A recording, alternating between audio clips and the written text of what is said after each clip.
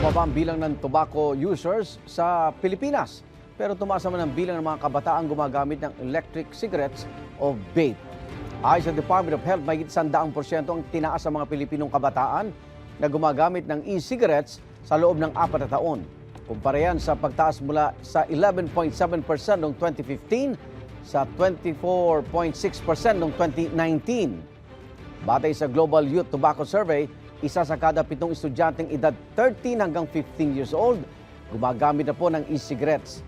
Mas bata yan sa nakasaad sa batas na legal na edad na pwedeng manigarilyo.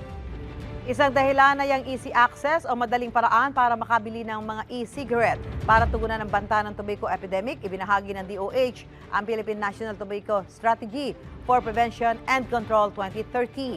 Layo nitong pigilan at kontrolin ng tobacco at vape-related diseases sa bansa sa susunod na mga taon. Igan, mauna ka sa mga balita. Mag-subscribe sa GMA Integrated News sa YouTube. Sa mga kapuso abroad, subaybayan nyo kami sa GMA Pinoy TV at sa www.gmanews.tv.